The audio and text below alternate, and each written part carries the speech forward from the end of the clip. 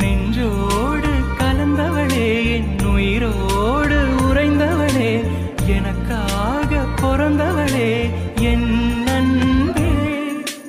உனக்காக நான் இருப்பேன், உன் நிழலாக நான் வசிப்பேன், எப்போதும் துணை இருப்பேன் என்